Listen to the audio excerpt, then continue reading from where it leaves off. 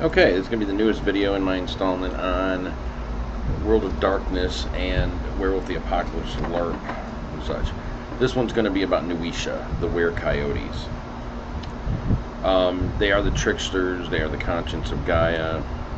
They are there to make others question their own actions and to see the wisdom in that. To understand how to play a Nuwisha is to understand how to play the most complex, subtle, and cunning ragabash you've ever seen. Because inevitably you will see a Nuwisha pop up in most chronicles. There's always somebody who thinks that they can do it. They might have had moderate success as a ragabash, or they see the ragabash out there and for some reason they think, oh, I can do it better, and they decide to go the full route of Nuwisha. Unfortunately, this very rarely works out well. It usually ends up in pretty much a disaster, at least for the Pharaoh side of it. To understand what a Nuwisha is, you have to understand its origins, and the fact that they take life less seriously, but in a manner that is very serious. They believe in questioning everything. They believe in the only way to overcome flaws are to point them out and to see them, because everybody knows that the first step towards resolving a problem is recognizing that there is a problem. They have their own version of the litany, and I guess that will be what sums up exactly what it means to be a trickster. Number one, let a fool die a fool's death. It sounds cruel, but it's a kindness. If they won't learn what you're trying to teach them, leave them to the fate they deserve. They're never going to learn, and therefore they probably need to return to the cycle, and maybe that'll be the lesson that they learn the best. Teach those who need teaching a proper lesson. It's based off the term poetic justice. They say the humans invented the phrase, but the coyotes perfected it. Coyotes forbidden the Nuwisha to act in or to engage in acts of revenge. It doesn't mean that you can't teach somebody the error of their ways. What it says in the description is, when you find someone like this, prank them endlessly until they see what they have done wrong, and then let their own judgment do them in from there. It goes back to that initial key, is let them see that there is a problem, because once they see it, they can take steps. You don't have to be there for the entire process, but at least get the ball rolling. Always prank the worm. I guess this is their version of fight the worm wherever it breeds, wherever it dwells. They're the enemy. You always should be doing something to harm it, as well as honor Coyote in the process. Be subtle. Without subtlety, there is no education. If you can't be subtle, you're not a good Nuwisha. Respect Luna.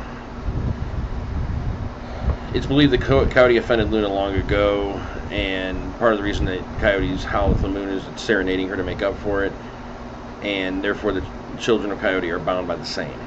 Simple as that. Think, then act. Coyote gave you wits, use them.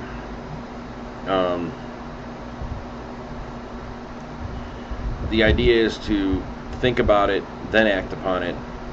You were gifted with humor, now you need to learn how to afflict that upon others. Those are the basis for the Coyote Credo. If you can understand those, if you can embrace those, perhaps you could play a good Nuwisha. I find it takes a certain type to play it, but it's hard. It really is. It's one of the most overplayed types of characters there are. It usually ends up with people acting like idiots, and they're pranking everybody, but the pranks have no lesson behind them. If there's no lesson, there's no point to it. A couple things about them. Number one, there is no metis form for the Coyotes. You're either born of human or of Coyote. They claim they can't interbreed, and therefore they can't make metis. Whether that's true, well, that's up to individual games. To play a Nuwisha, you should understand some of the lingo. They have different terms for their forms. mean, they still use the term Hamid, but then they use the word like Tesitsu, which is their Glabro, Manabojo, which is the equivalent of their Krynos, Senda, which is the equivalent of their Hispo, and Latrani, which is their Coyote form. They have a number of other things that you'd have to understand in there, like some of the terms, Luna's Cold Shoulder, Coyote's Folly, Jester's Reputation. It's all just a question of learning the lingo, and anybody who's ever used a lexicon can do that. You have to understand what they get renowned for. They don't use glory, honor, and wisdom. They use humor as one of them. I mean, the idea is to make Coyote laugh. They say some of the ways to do it are take a different view, teach even if the lesson isn't always obvious, and laugh often, especially at yourself. There's cunning. There is no dishonor and deception. Speak the truth when you can. Study the stars and keep them safe. And there's ferocity. Dead coyotes can't laugh, exact revenge on the wicked, and protect those who earn it. So you need those renowned to actually go up in rank. Now, going up in rank, they don't have auspices in the same fashion as Guru. They just have rank. At rank 0, you're a cub, then you advance to a son or daughter, then to a brother, sister, to an aunt, uncle, to a father, mother, grandfather, grandmother, and then finally legend. And they kind of correspond to Guru rankings. Gifts are gifts. I mean, there's nothing different in the way that those run, so you just kind of have to pick those accordingly. They have their own rights. Most of them, I mean, their rights, same as everything else.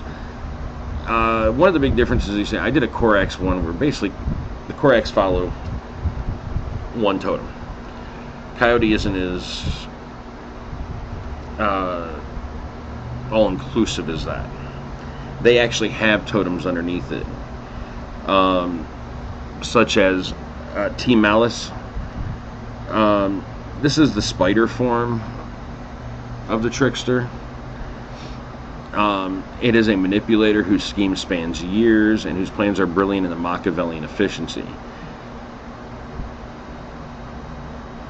You know, a lot of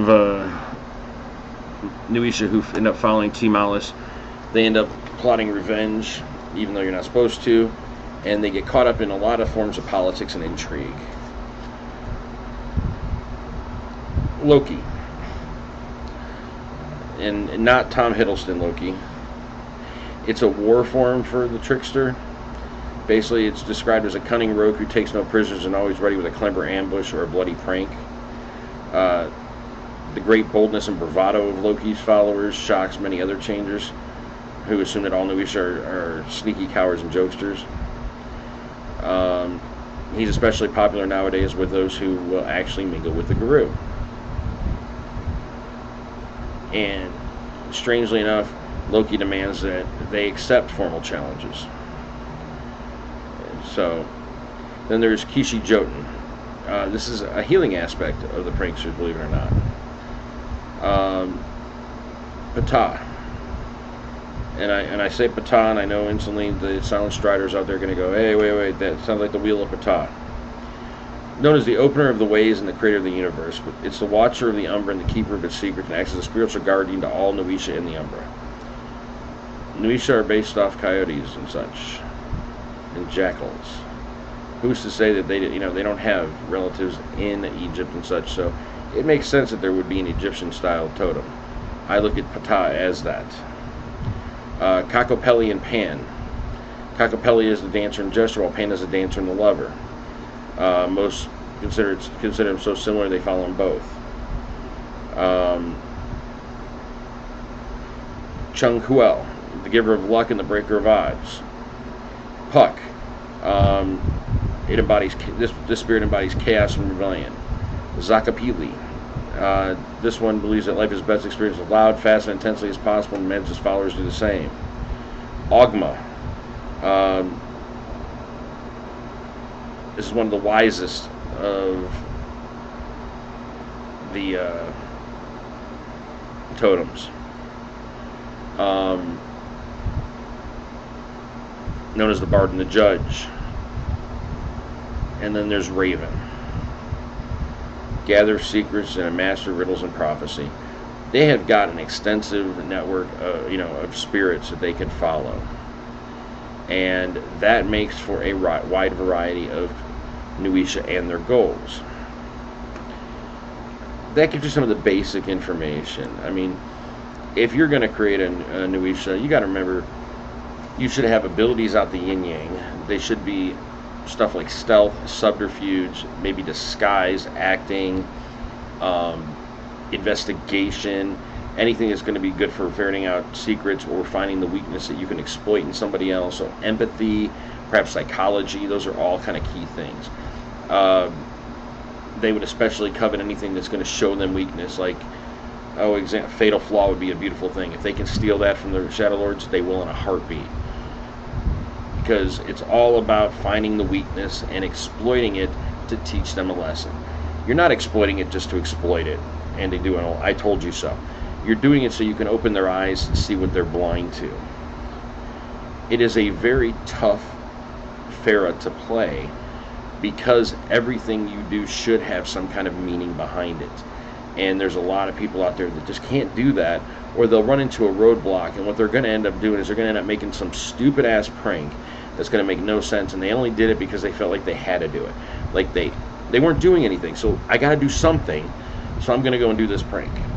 But what was the purpose behind it? A competent set of storytellers are going to ask every time they see a Nuwisha prank, why'd you do it? You should be able to give them an answer. If you can't give them an answer, then you deserve to get pimp slapped by the storytellers, because you're not playing a good Nuwisha. And with the Nuwisha, there is no reason to have a Nuwisha in a long-term campaign if you're based around one set. A Nuwisha will come in for a while, teach some lessons, and they're going to move on because there's other places to teach things to. There's other people out there, not just Guru. They're going to teach it to anybody they can. That is always the problem. Are Nuwisha something that can be played in the Chronicle? Yeah, they can be played. I mainly focus on Guru Chronicles. Can they be played in there? Yes, short term. In a lot of ways, I look at a Nuwisha like an Assamite in Vampire. The original Assamites, where you should be doing a test or a dice roll or something at the beginning of a story, and if they fail, they're not there. Much like the Assamite will be out trying to fill a contract back in the day, so too should a Nuwisha be out teaching a lesson to somebody who's perhaps not of this set. I mean, hell, it could be a kinfolk in some remote town that's going to have no bearing whatsoever on the game as a whole. Therefore, a Nuwisha, in my game, would be considered a rare and unusual character to start with. It should also be considered a part-time character. They should probably have a secondary character they can interject when he's not there. Since a Nuwisha is a big type character, I suggest something like a kinfolk. Somebody who's going to ease into stories here and there and is expendable. And I know anybody who's seen my kinfolk videos probably goes, expendable? That's how it's viewed, and from a gamer perspective it is expendable because it's not as powerful. Personally, I think those are some of the most colorful characters in a game, but let's leave that for the kinfolk video, which I did.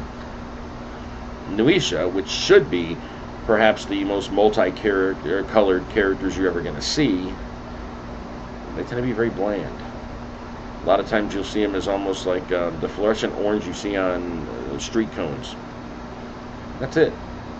There's no variable in there. There's no variance. So, I have seen several Nuwisha played in my day,